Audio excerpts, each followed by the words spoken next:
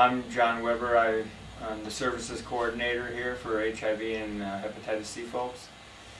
We help people get better, get healthier, homes, food, and get them started in life.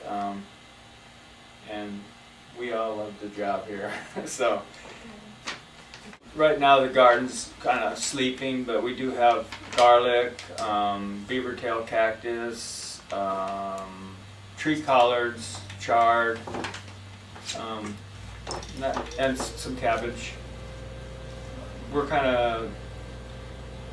pretty busy here with the work, so we don't always get out there, but in the summer we get a lot of help, and so we all go, Libby and I and volunteers go out there and just put the garden together in like a week, and then volunteers come help water it. We have a really lush garden.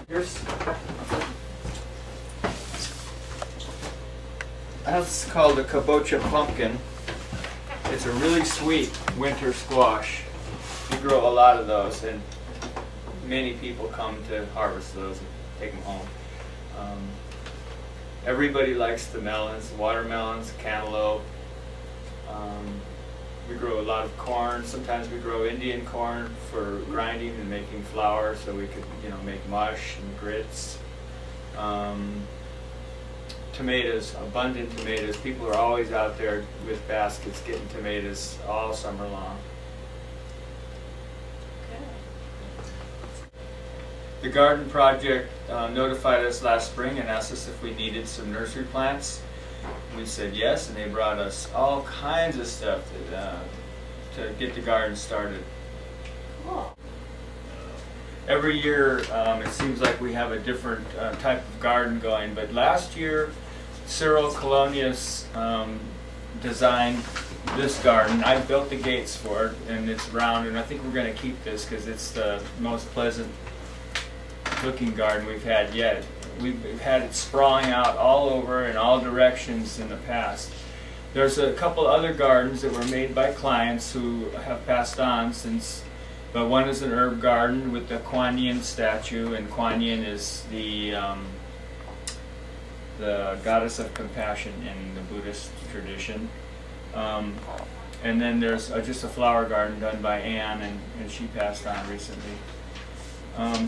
The garden out in the far back is where we put all the melons and the kabocha squashes, and that is real lush and nice to walk in because it's so green and has such tasty fruits.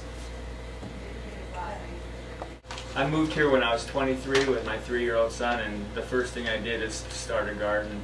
My parents have always been gardeners, and I've always tried to grow a large part of the food that I eat. So I'm interested in it because I think it's a good way to live. I have a lot of favorite foods, but one of my most favorite right now is beets, because I love to cook beets. There's some on the stove right now, but the beet greens, every morning when I get up I go out and pick leaves off the beets in my garden and just eat them straight. They're the best tasting green, I think, cooked or raw. We grow a lot of corn. Sometimes we grow Indian corn for grinding and making flour, so we could, make mush and grits. The recipe is very simple. Toasted whole corn, ground up in a grinder, and then mush made out of it.